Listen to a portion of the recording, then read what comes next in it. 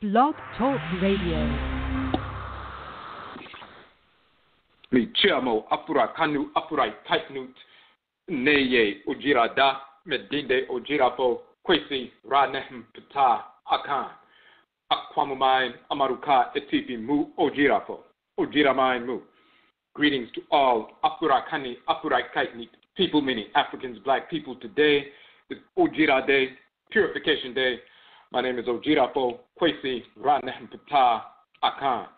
Ojirafo of the Akwamu Nation in North America, within Ojiraman, the purified nation Afurakani Afuraitkaitnit people in the Western Hemisphere.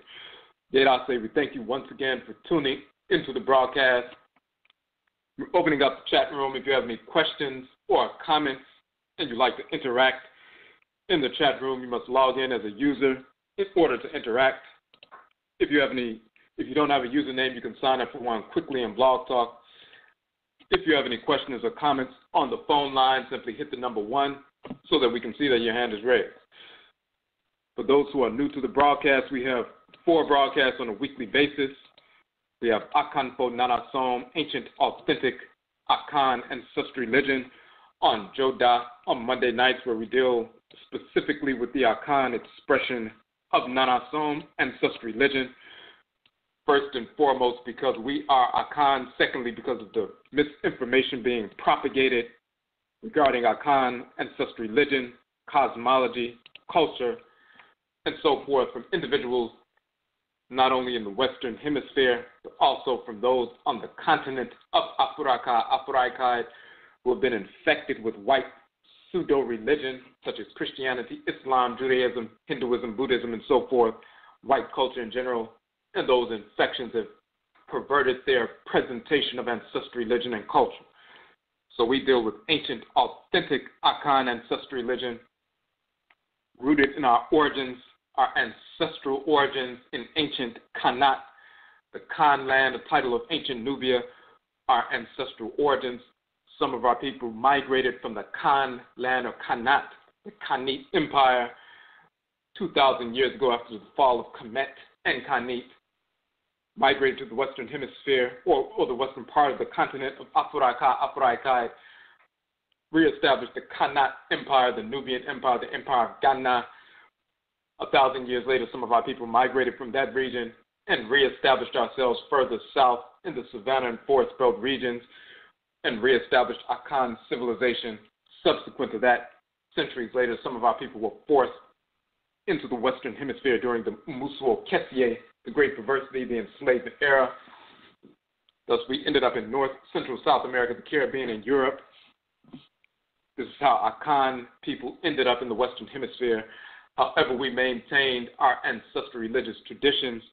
Thus, the Akan ancestral religion is called Winti in South America and Suriname, from the Akan term Huinti. In Jamaica, Akan ancestral religion is called Obia, from the Akan term Obayi. In North America, in the United States, Akan ancestral religion is called Hoodoo, from the Akan term Undu, meaning medicine from roots, trees, plant life. It also means to become heavy with the spirit through spirit possession, spirit communication. We also find these exact same terms and definitions in the language of ancient Kanit and Kemet, Nubia, and Egypt, our ancestral language and culture. So in the Medutu, the hieroglyphs, you'll find that Undu means medicine from roots, trees, plant life. It also means to become heavy with the spirit through spirit possession, spirit communication. It is also the term Undu for the offerings given to the deities on the Undu, the altars, and so forth. We also call ourselves the Undu people, a title of people from ancient Nubia, as well as the Undu land, ancient Nubia, and the Undu people, Udu people. This is the Hoodoo tradition spanning 2 continents and thousands of years. So that's what we deal with on Joda Monday nights. On Awukuda Akoda Wednesday night, we have Egua Marketplace, where we showcase Afurakani Afuraitkaitnit businesses, organizations, and institutions, those who are serving the Afurakani Afuraitkaitnit community in a positive capacity, those who have maintained their ancestral religious values in the context of their service to the community. We showcase one business, organization, or institution per week for optimal capital infusion. We have published our OCOM economic development model, which is an economic development model rooted in our ancestral religious values. It is therefore a holistic approach to economic development for our people.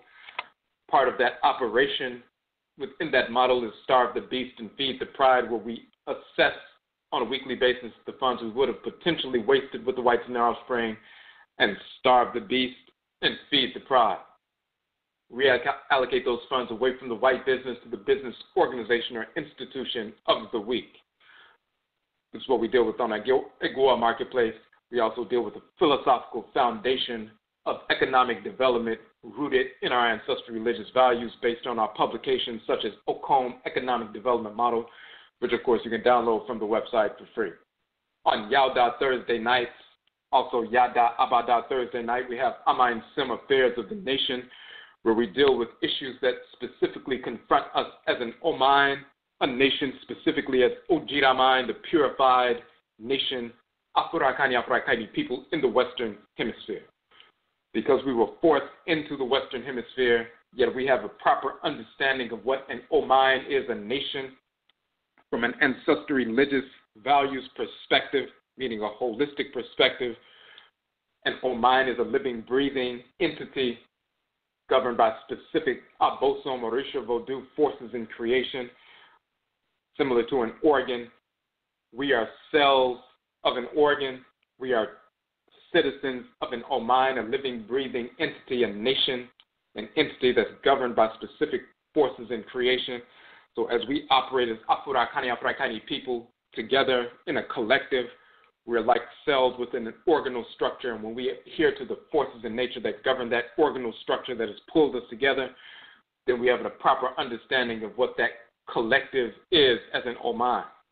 We have been drawn by our ancestresses and ancestors to coalesce in a specific region of the Earth Mother's body in the Western Hemisphere to interface with the Earth Mother divinity, the Asase Afua and Asase Ya, in this region of their body in the Western Hemisphere of the planet, to blend ancestral blood circles, to bring ancestresses and ancestors back through these ancestral blood circles that have been blended in this region of the Earth Mother's body, to interface with the unique expression of the Abosom, the Orisha Voodoo, the forces in nature, the deities, as they manifest in this region in the Western Hemisphere, to deal with the plant life, animal life, and mineral life, spiritually for food as well as medicine and their spirit totems in this region of the Earth Mother's body. And so this confluence of events has allowed us to forge a locative identity dealing with our specific expression of ancestral religion, culture, and nation building from a grounded ancestral religious values rooted perspective. And therefore we have a unique approach to solving our issues. So we deal with that on Amain Sim Affairs of the Nation on that broadcast. Tonight is ODWIRA, which means purification. It also means to celebrate a ceremony of purification. Those definitions for ODWIRA exist in the language of ancient Kemet, which is found in the Medusa, the hieroglyphs. You'll find that the same definitions, ODWIRA meaning purification, ODWIRA meaning to celebrate a ceremony of purification, is in the Akan language as well, of course, Akan being descended directly from ancient Kanat and Kemet. So we deal with ancestral religion in general, not just the Akan expression, but ancestral religion in general and how it impacts every aspect of our lives. Ancestral religion, which we call Nananom as a catch-all term for Afurakani, Afuraitkaitnit, or African ancestral religion, no matter what form it takes, wherever we exist in the world, in essence is the ritual incorporation of divine law and the ritual restoration of divine balance. That means through ritual we incorporate those things, objects, deeds, and entities we need to incorporate in order to harmonize our thoughts, intentions, and actions with divine order. And through ritual, we reject those things, objects, deeds, and entities we need to reject in order to restore balance to our thoughts, intentions, and actions, and thus realign ourselves with divine order. So the ritual incorporation of divine law and the ritual restoration of divine balance are the expansive and contractive poles of ancestral religion. We state that ODWIRA, purification, operationalizes Nananom. purification operationalizes our practice of ritually incorporating law and ritually restoring balance so that we can realign ourselves with divine order every moment of every day. Our culture as Afuraitkaitnit people, African black people, is to execute our function in creation given to us by Nyame wa Nyame, the Supreme Being, while aligning every thought, intention, and action with divine order every moment of every day. When we make legitimate mistakes, then we engage the ritual process to incorporate law and restore balance, that is ancestral religion, Nananom, so that we can realign our thoughts, intentions, and actions with divine order every moment of every day so that we can fulfill our function in creation. This is how ancestral religion impacts every aspect of our lives. So we deal with the purification, ODWIRA, of concepts, culture, cosmology, ritual practice, and so forth on this broadcast. Tonight's broadcast is AKYISAN ANATO, the Pedigree of Ancestral Religious Reversion in America. And this, of course, is the name of our conference, the AKYISAN Ancestral Religious Reversion Conference. We had our third annual AKYISAN conference just this past Awusida Sunday, March 25th, here in Washington, D.C. It was a great conference. We want to say Yerase. We thank you to everyone who came out to the conference from here, of course, in Washington, D.C., as well as Maryland. People came also from Philly and Jersey and New York and different places to come to the conference.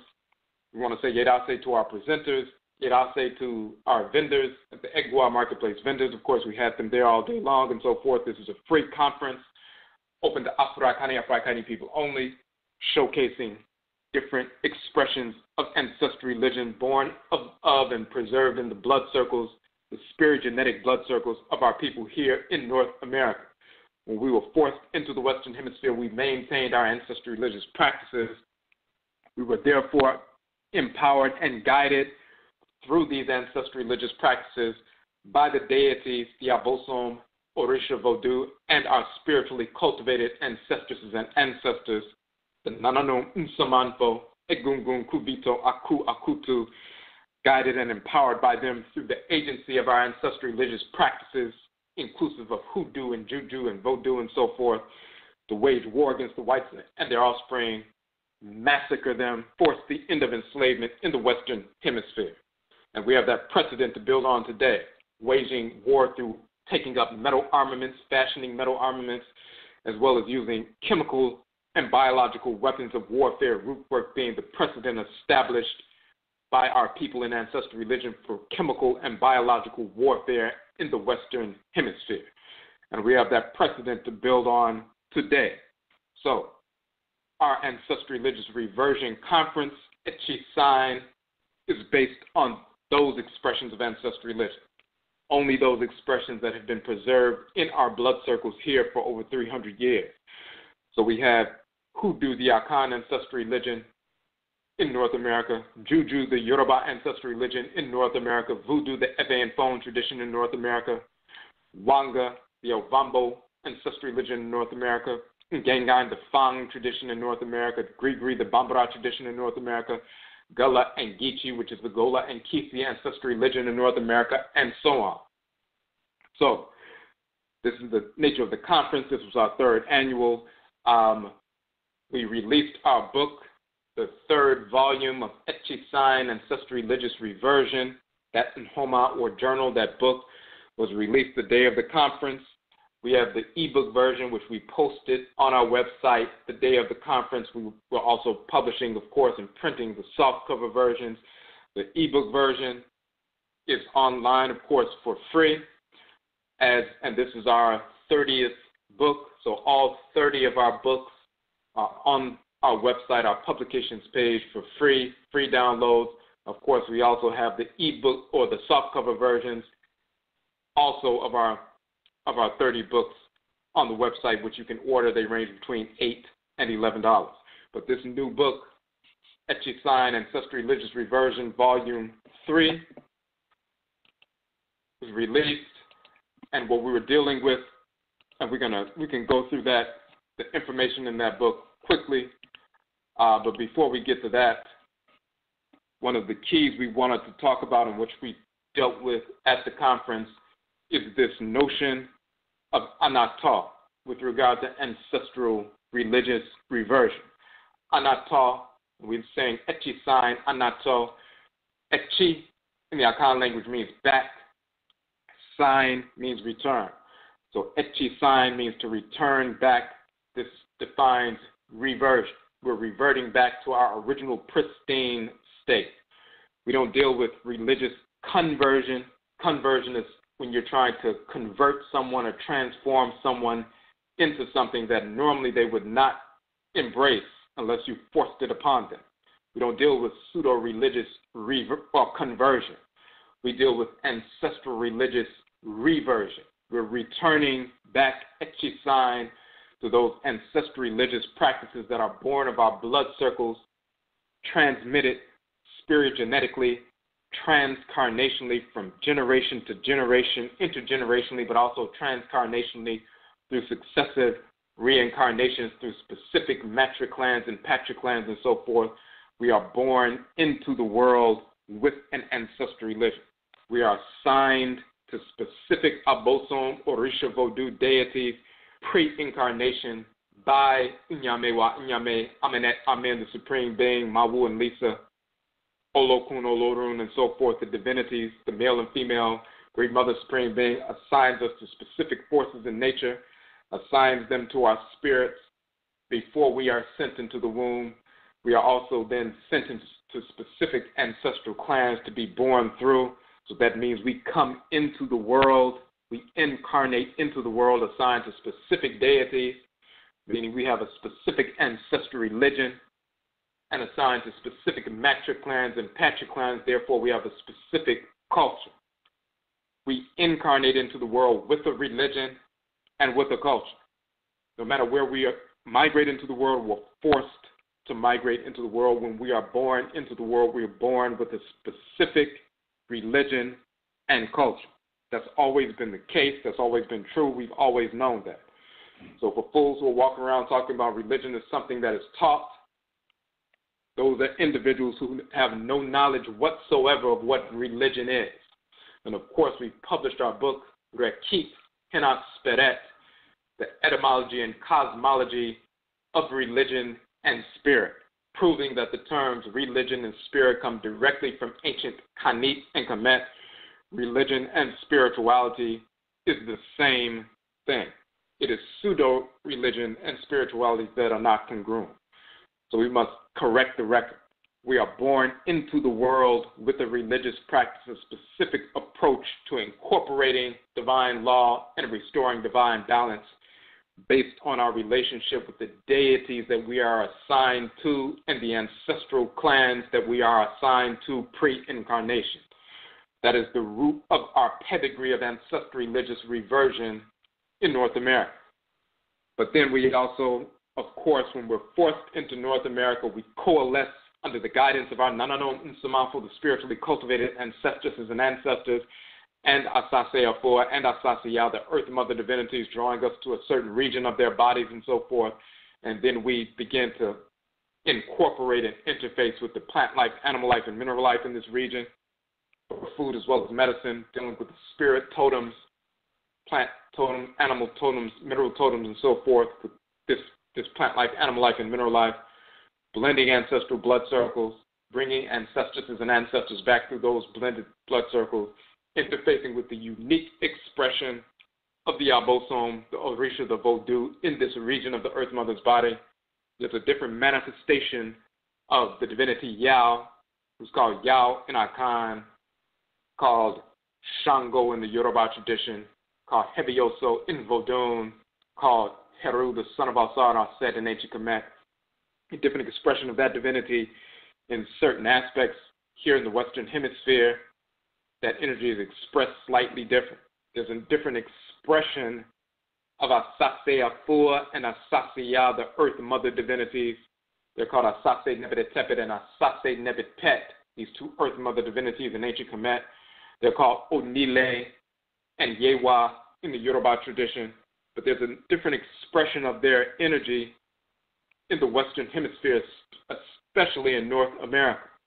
when at certain times of the year it's very similar to the manner in which they manifest their energy on the continent as Earth Mother Divinity during the summertime and so forth. But when it gets to the fall and the winter and it begins to snow, the manifestation of their energy and the experience of their energy is different over here that we never experienced on the continent. So we have to find out a way to harmonize with that expression here in North America, developing certain dietary taboos, observances, and so forth, dealing with the specific plant life and animal life and mineral life that become specific totems that we didn't have on the continent. Certain animals, such as possums, whose bones we are directed by the deities to use for divination. These things, the people on the continent cannot train us on how to use possum bone for divination in North America. We can initiate them, but they can't initiate us. They can't teach us divination over here. We have our own religious practice over here that we've maintained for hundreds of years, born of that pedigree of ancestral religious practice, ancestral religious reversion. So we have our own systems. The Hoodoo ancestral religion is the Akan ancestral religion is manifest in the Western Hemisphere in North America. Just as ODWIRA is the Akan ancestral religion manifest in Jamaica amongst Akan people in the Western Hemisphere. And Winti is the Akan ancestral religion is manifest amongst the Akan in South America and Suriname, once again in the Western Hemisphere. And the same thing with Juju and Voodoo and Wanga and Ngengang and Gris Gris and Gullah and Geechee traditions and so forth. We have our own pedigree, our own approach to dealing with ancestral religious practice. Now, that's directly related to our nation-building practices as well. Our approach to nation-building, rooted in our ancestral religious values, but specifically for us as ODWIRA Mind, the purified nation in the Western Hemisphere, our ancestral religious values acclimated to our locative identity, the manner in which we manifest our culture, our unique expression of Afuraitkaitnit culture as manifest in the Western Hemisphere. So some people will talk about their approach to dealing with ancestral religion or learning about ancestral religion or learning about the Orisha, learning about the Abosom, learning about the Voodoo and so forth, and their approach is born of a false belief that we didn't retain anything here in North America, so we have to go to the continent, go to Nigeria, go to Ghana, go to Senegal, go to the Congo, go to these different places, Benin and Togo and so forth, to go get something and bring it back, to get an initiation and bring it back, get a shrine and bring it back, as if there are no natural shrines of these deities here in this region of the Earth Mother in the Western Hemisphere. Or we are going to the Caribbean or South America to get something to bring it back. That's born of a false notion of our lack of attunement to the forces in nature and our own ancestresses and ancestors. That is foolish. So we gave an example of how we come into the tradition when we were dealing with this at the conference, and we give our own example. For example, with respect to the Akan tradition, my own Nananom Nsamanfo spiritually cultivated ancestresses and ancestors showed me at the shrine that I am Akan, and our people are Akan people, and also showed another family member as well, independent. I didn't know anything about Akan people, Akan tradition, Akan language, Akan anything as far as academically studying those kinds of things. I couldn't have told you anything about Akan people when they shared with me from the shrine. That's our tradition. That's who we are. That's where we come from. That's who we incarnated through and as. So once they told me I'm Akan and we're Akan, then I was directed to begin to study Akan language, Akan culture, gather as much information as possible to verify these various different things. So I started looking into Akan language, Akan culture, the names of deities, names of the ancestresses and ancestors and so forth. This is pre-internet in the 90s and so forth, before you had the opportunity to just grab a phone and Google something. There weren't many publications on Akan tradition, just like there are not many publications on Akan ancestral religion today. we have more publications on Akan ancestral religion than anybody else combined in reality. So, but in the 90s, it was much less because this was pre-internet. So going to libraries, looking at old books talking about Ghanaian culture and Ghanaian tradition and old books about Akan religion, or also getting an Akan language program from the library and copying the book on a copier and copying the cassette tapes and so forth from the library, doing these kinds of things to study and get some basic information about who the Akan people are, where they came from, how they operate, what language they speak, what do they call deities, and what is their ancestral religious practice, even though the information was very limited with regard to the ancestral religious practice. But still gathering some information and seeing some important expressions of culture. Constantly going to our ancestral shrine. Then the Nananom Nsamanfo directed me to look into the language of ancient Kanit and Kemet, because they told me specifically that our Akan people come from Knesset, which is one of the other titles of ancient Nubia. Some people migrated from Knesset, of course, into Kemet to establish ancient Kemet, Egypt, but some people remained in Knesset or Nubia and so forth. They told me this is where we come from as Akan people, and they told me to look at the language of ancient Kemet and Knesset, Kanat. I will find it's the same language with the same people, with the same culture, same deities, and so forth. Before they showed me that at the shrine, I'd never heard of anybody talking about Akan people coming from ancient Nubia or Egypt. I was assuming that they developed within the western part of the continent. So, because my Nsamanfo said that's where we come from and directed me to study and investigate what they told me, that's what I began to do.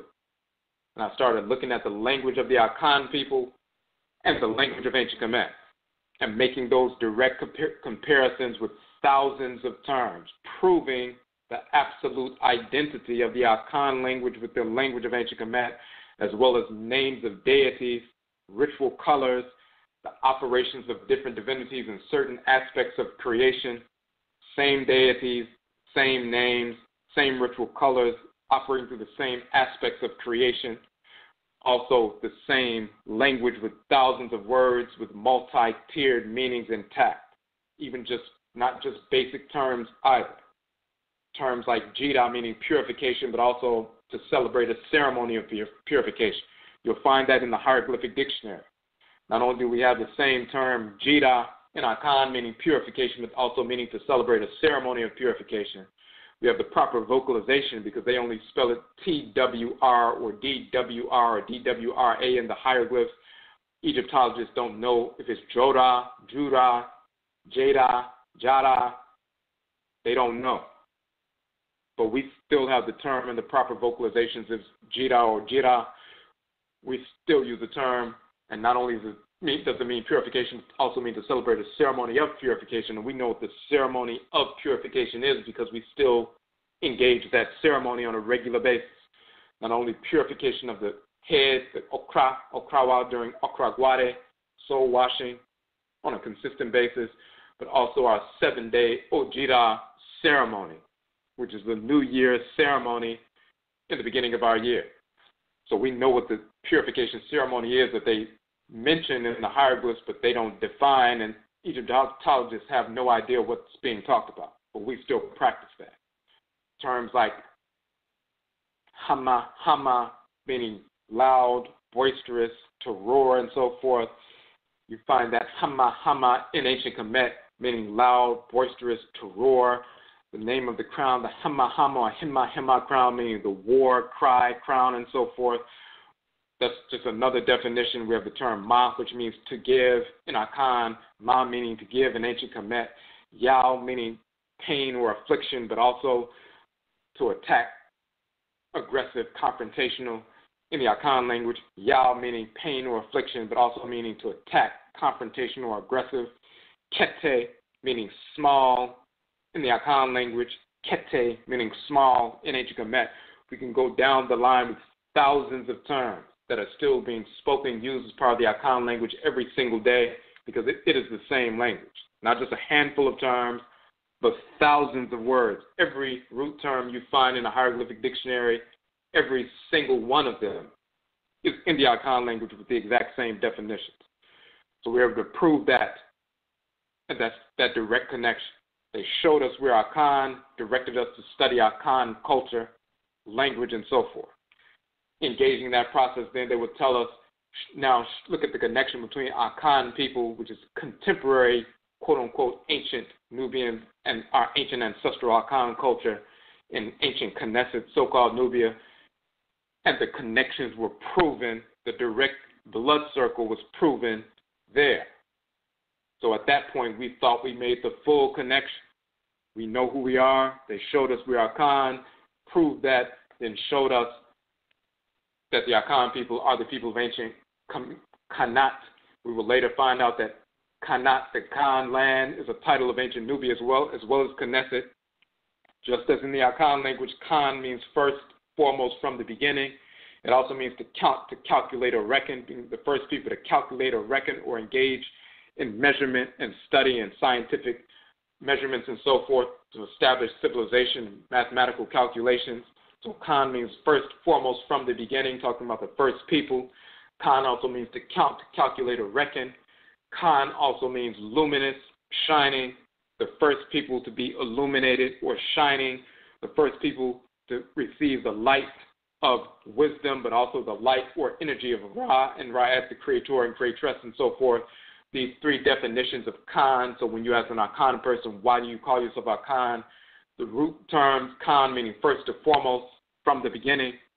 Kan, to calculate or reckon. Kan meaning shining, luminous, and so forth. Those exact same three definitions for Kan are also found in the Medutu. Kan meaning first, foremost, from the beginning. Kan also meaning to count, to calculate, or reckon. Kan also meaning shining, bright, luminous. But Kan also meaning a title of the land of Nubia. Kanat, the Kan land, meaning the first land, foremost land, land of the beginning. The people called the Kan people, or Kanit people. Just like in Akan, you say, Meye Akani, meaning I am Akan. The Kanit people come from the Kan land, or Kanat, also called Kanit land, or the Kanat land. So the land is called the Kan land. The people are called the Kan people, Akanit people.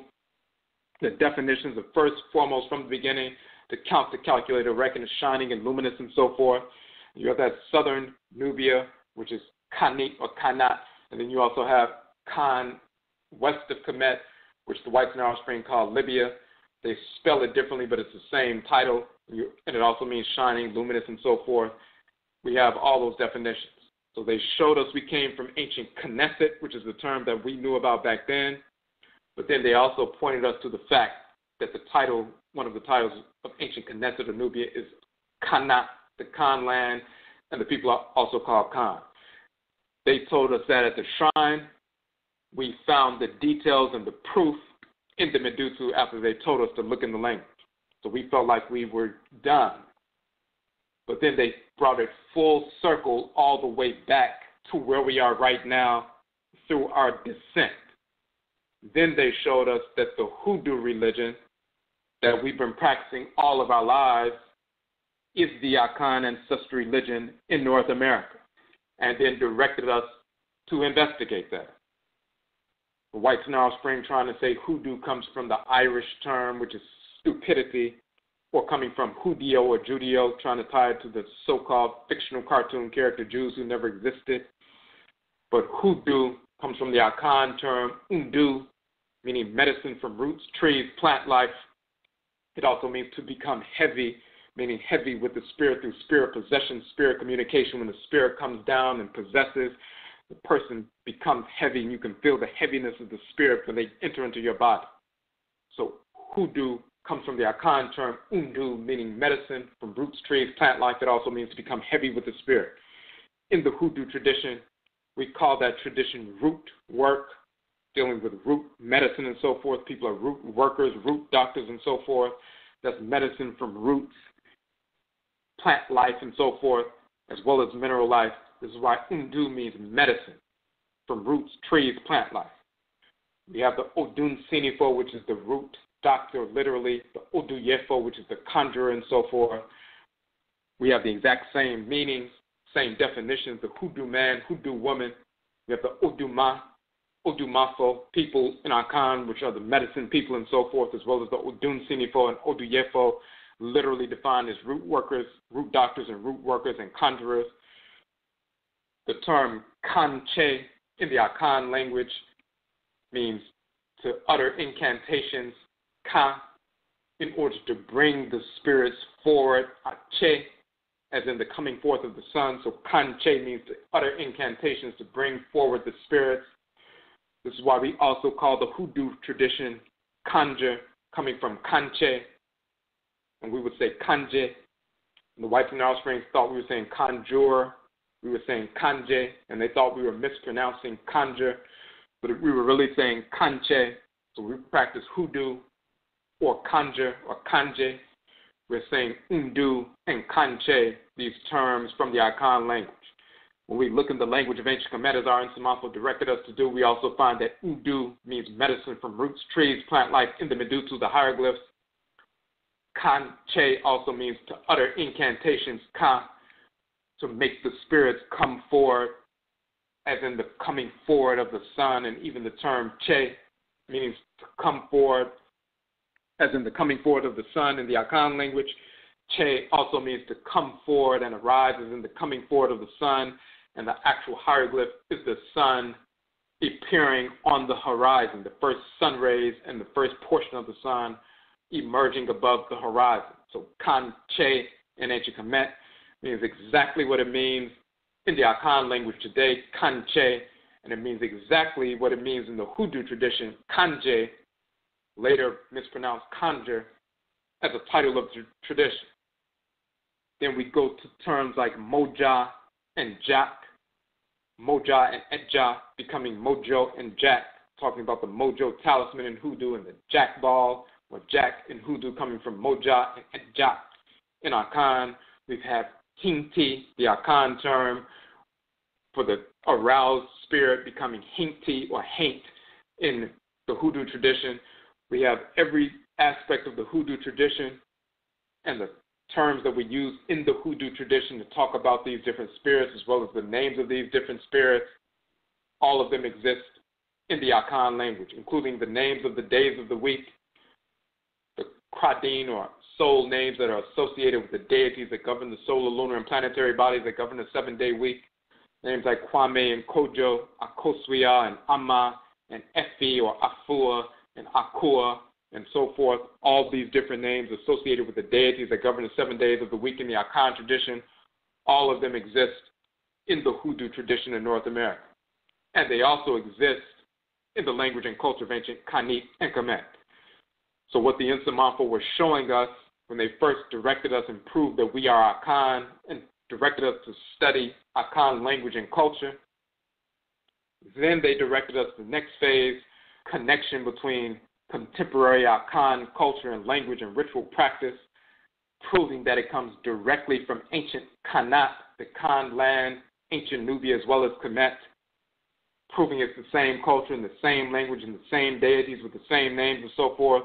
But then the final phase was to bring it all the way back to the present and prove that the Hoodoo tradition is the Akan tradition, which is the ancient Kanat tradition, the tradition that we preserved in our blood circles. So we could show through experience, through being possessed by these deities in the Hoodoo tradition, possessed by the ancestresses and ancestors in the Hoodoo tradition, the language that they speak to us, the Akan language they speak to us when they come through possession and in the shrines, and showing us specific symbols that we maintain, inclusive of these various Adinkra symbols and so forth. The ritual practices, the sacred name, everything that we do in the Hoodoo tradition proves conclusively that it is the Akan tradition, but also the tradition of ancient Kanat. That is the pedigree of AKYISAN of Ancestral Religious Reversion, and the same can be done with the Juju tradition, which is the Yoruba tradition in North America, the Voodoo tradition, which is the Eve and Fang tradition in North America prior to the Haitian migration into New Orleans, Louisiana, the Voodoo tradition already existed. It was carried in the blood circles of our people into North America when we were first forced here during the Mmusuo Kese, the Great Perversity, the enslavement era. The same is true of the Wanga tradition, which is Ovambo, which becomes part of that Gullah and Geechee tradition, which is also the Gola and Kisi tradition and so forth, the Gris Gris tradition, which is the Bambara tradition. Every tradition in North America is fully formed, full priesthoods, full priestesshoods, Juju men, Juju women, Hoodoo men, Hoodoo women, Conjure men, Conjure women, Gris Gris men, Gris Gris women, Voodoo men, Voodoo women, and so forth, Wanga men, Wanga women. We have all of these designations for the priesthoods and priestesshoods fully intact. If you can be possessed by the ancestresses and ancestors that founded the culture and the religion, they can show you every ritual practice, every medicine, every ritual drum, rhythm, and so forth, every ritual dance, every aspect of ritual clothing, dietary taboos. They can show you everything that they established because we're still in communication with them. The deities can possess and show you everything they need, inclusive of forms of divination, how they operate, how we align with them, and so forth. You cannot lose ancestral religion when you're in connection with the deities who govern all of creation and the ancestresses and ancestors who founded these ancestral religious practices based on their relationship with the forces in creation. You also cannot lose it when you have an ancestral memory of having been part of that founding and have lived as part of an Afuraitkaitnit clan in a previous incarnation. So we haven't lost tradition. That process of being shown our ancestral origins, learning about the language and culture from West Afuraitkai to make the connection to ancient Afuraitkai, and then to prove all of these connections through the living tradition today, that shows that we never lost the culture. That's what they were directing us to do. They didn't direct us to learn about the language and culture as it is contemporarily expressed in West Afuraitkai, so that we can get up and go to Ghana, Nigeria, or the Congo and get an initiation and bring it back here as if we don't have something here. That wasn't their purpose for directing us to study the language and culture as it is expressed in West Afuraitkai today.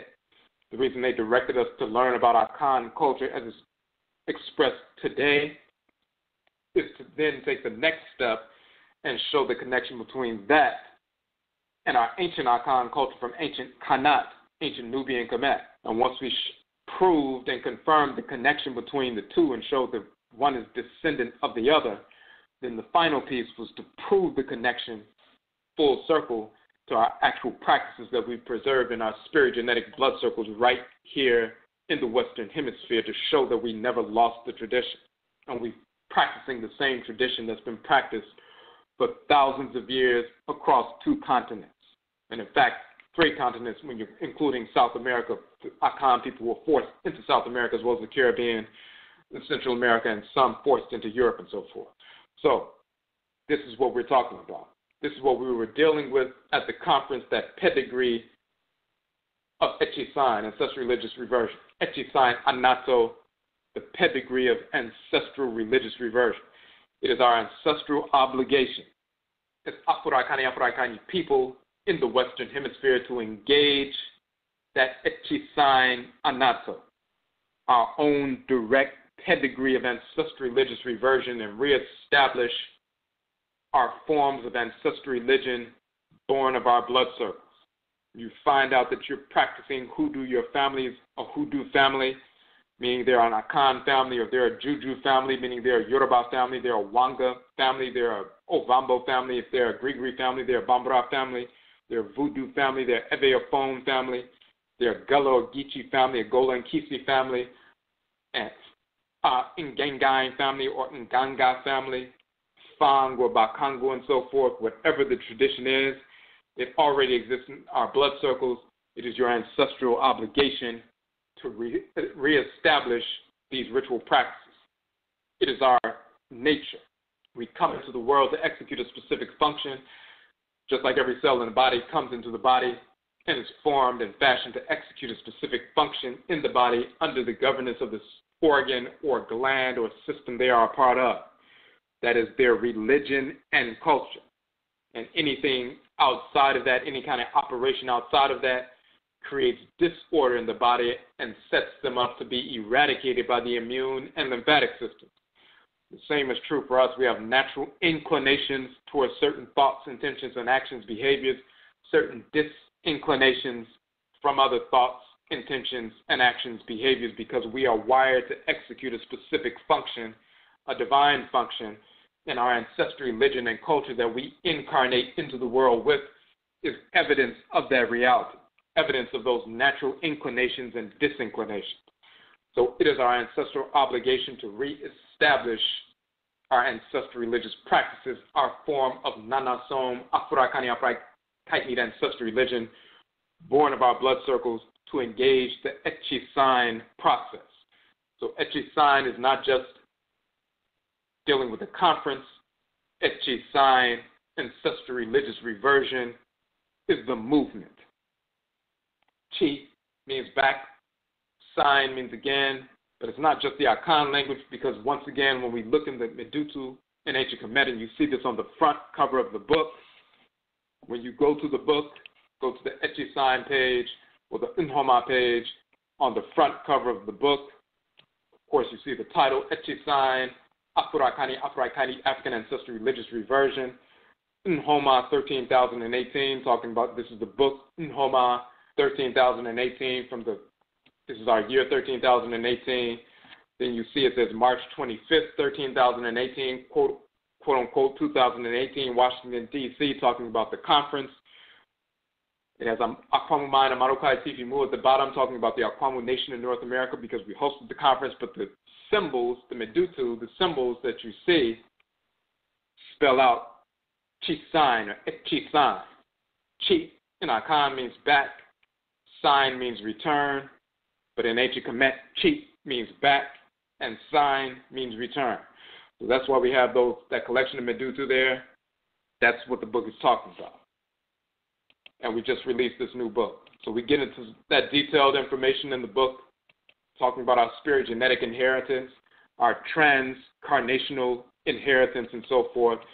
And then not only do we have a list of the speakers and their biographical information and so forth in the book, we have a list of the Egua marketplace vendors who were at the conference, as well as some other Afurakani, Afuraitkaitnit businesses whose websites and images for their businesses are in the back of the book. But then we have a series of articles dealing with various aspects of Afurakani, Afuraitkaitnit, African ancestral religion, and different expressions and applications of ancestral religious practice. And just to give you an example, and of course you'll see this when you download the book or purchase the book, the article that we did, AKYISAN, Transition and Return, Adult, Child, Spirit, Rebirth.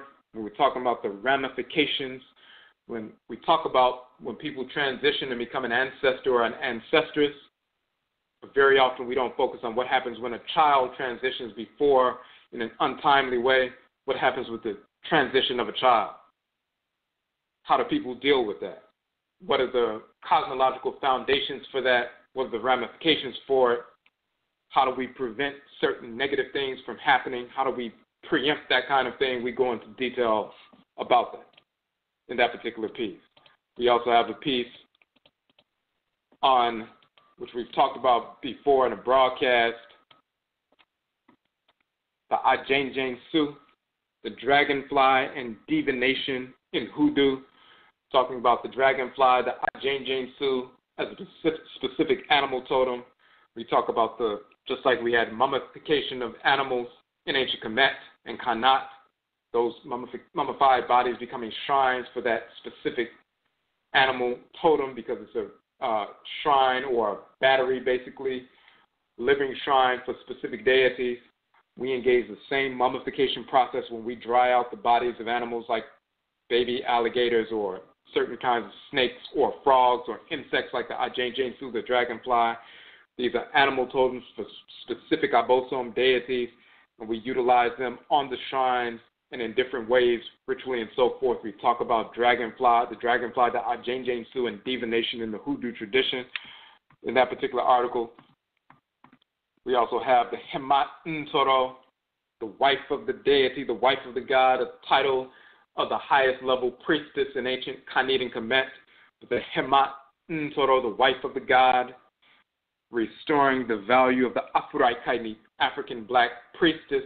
So we go into detail about that nature and function, that sacerdotal function of the priestess in Afuraitkaitnit ancestral religion, not only in ancient times or contemporary Western, Central, and South Afuraitkai, but also in the Western Hemisphere in our traditions here in the West.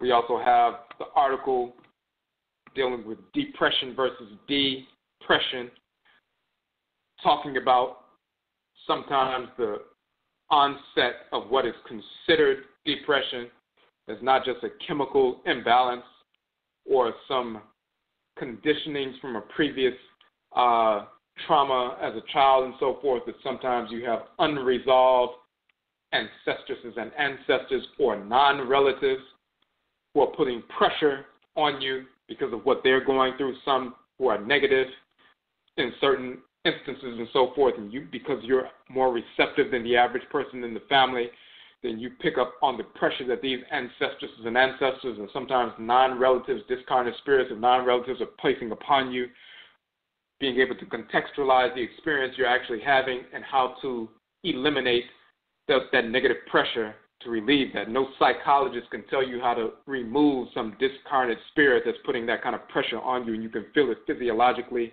feel it through anxiety, feel it through stress and so forth. But when you engage the ritual practice to eliminate that spirit, repel that spirit from your sphere of activity, then the pressure is released instantaneously. It's no different than if someone grabbed you by the throat. You can feel the pressure. You know what's actually happening. You can beat them down and get them off of you. And the pressure is released instantaneously. If that person had died and they became a discarnate spirit and they were trying to squeeze you, that negative squeezing feeling, which you're thinking is a panic attack or an anxiety disorder or something like that, in reality, it's the same entity just trying to put pressure on you and squeeze. A psychologist can't see clairvoyantly that there's a discarnate spirit in the room putting pressure on you, so they can't tell you how to remove that spirit.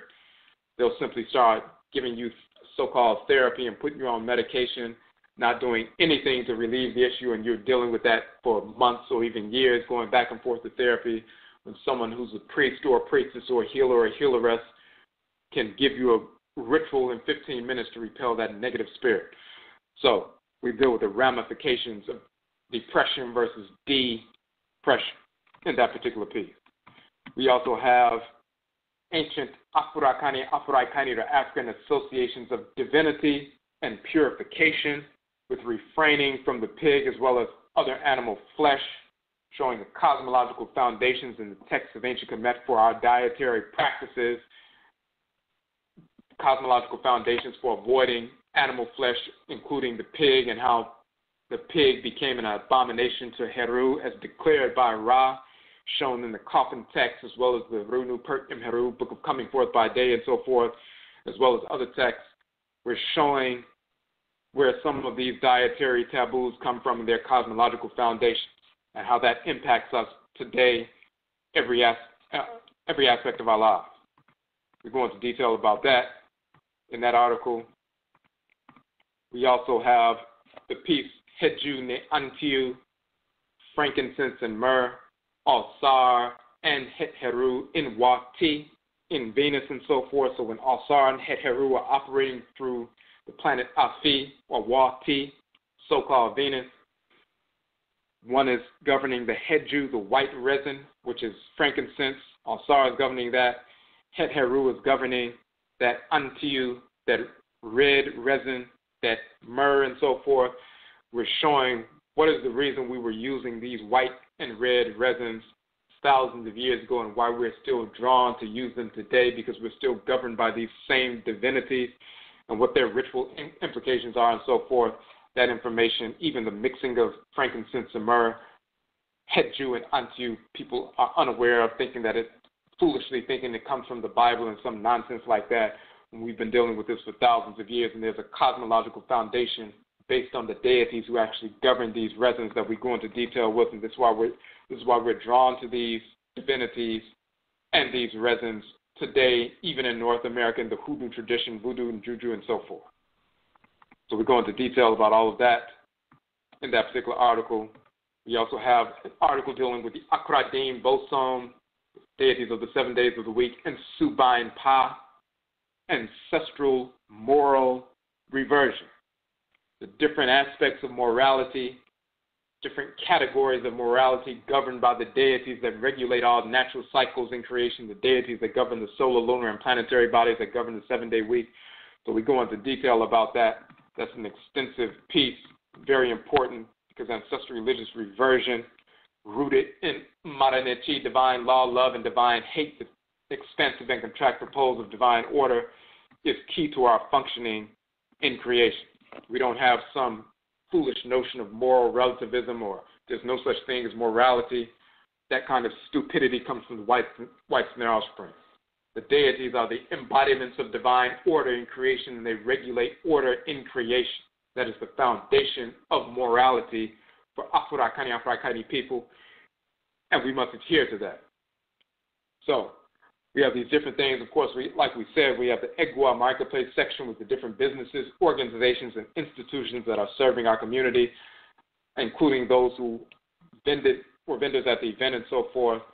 All of this information, as well as this notion of the function, definition and function, cosmology of AKYISAN, ancestral religious reversion, as a movement.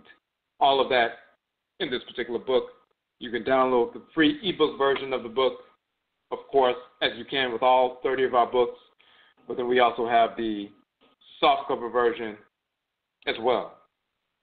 Available, this particular book in the softcover version is $9. So that's the information that we wanted to share tonight, just to recap the conference and what we were dealing with, AKYISAN ANATO. The conference is just accumulation or culmination of the information and the activity and the movement and the progress of AKYISAN Nkoso, meaning the AKYISAN movement, ancestral religious reversion movement. And this is a movement that is surging all across America, the Western Hemisphere. Our people are returning or reverting back to our ancestral religious practices, born of our blood circles, understanding that we are not dependent on anyone outside of our blood circles for our ancestral religious practice, for initiations, for anything. We have our own traditions in-house within our culture. So this is what we're dealing with. This is the movement. That's what we wanted to share. If anybody has any questions or comments on that topic, you can hit the number 1 on the phone line or post something in the chat room. If you had a question or a comment about the event, if you attended the event, you can do that. You can comment on that as well.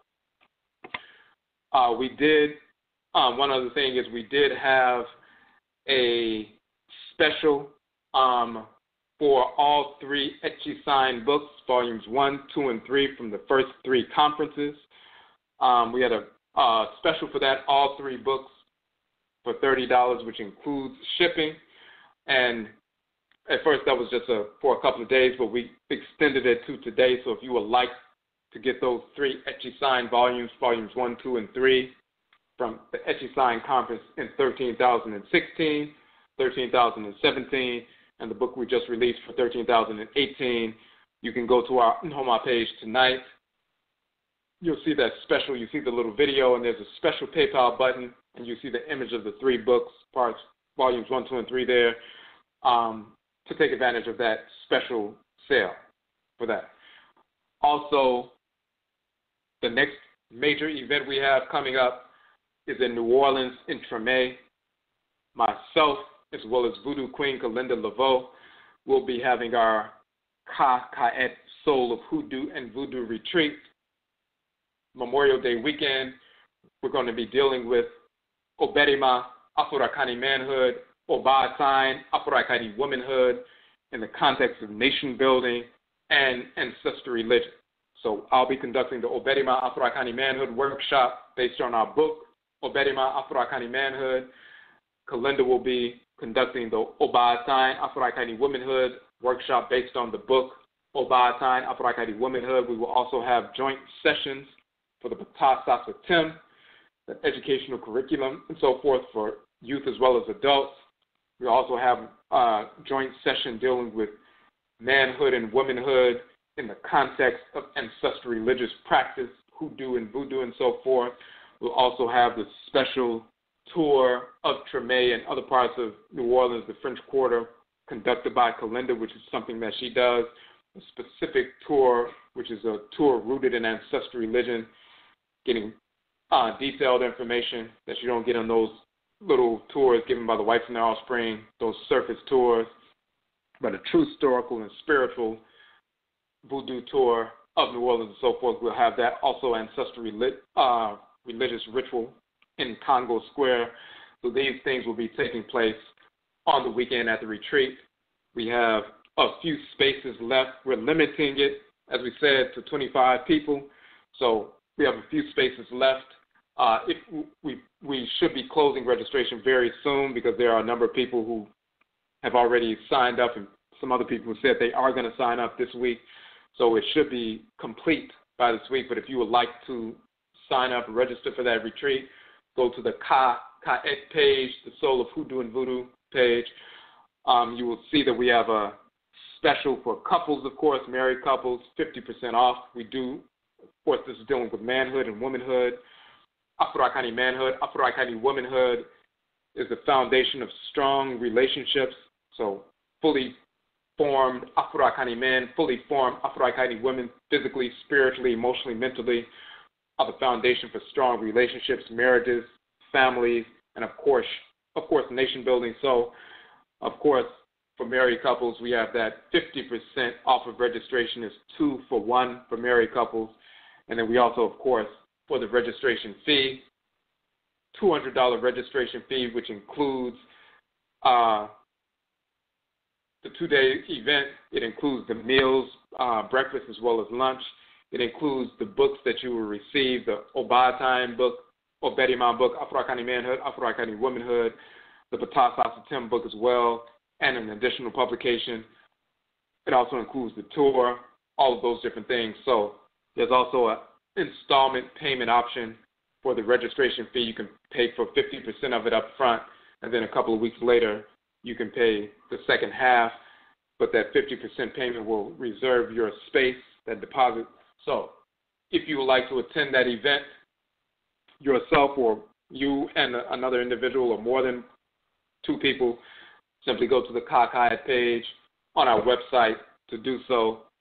Those last spaces, of course, are first come, first served. So whoever gets those first, we can't hold spaces for people for days or weeks and so forth. Whoever takes the space takes the space. So that's the information we wanted to deal with tonight. Go download the new book. Let us know what you think about the book. Of course, that's the 30th book. We have a deal for all 30 books for $130. You'll see that on the page as well, the entire 30-book set. And then you'll see the other deals as well, like the first 5 books or first 7 books for $40, the first 10 for $66. So we have different deals, breaks on the price for multiple book sets. And we also have our no Quadifo distributor option if you would like to sell the books as an independent distributor, as an entrepreneur, self-employment. We have that option. It's on the page. You will see that on the page and so forth as well. So, yet I'll say for everyone who tuned into the broadcast, yet I'll say for those who were able to come out to the event, we will also, not only are we having the event in May, we're also going to be having presentations in different cities in April as well as May and in June and so forth. So we will keep you updated as to what cities we will be in. We should be in Atlanta in April, as well as a couple of other places in April. So we'll be updating everyone on that. So just continue to look on Facebook and look on our website for those updates. So, yet I'll say we thank you for tuning into the broadcast. Take advantage of that sale, the 3-book sale 3 volumes of AKYISAN and Yebeshiabio. We will meet again. That's up.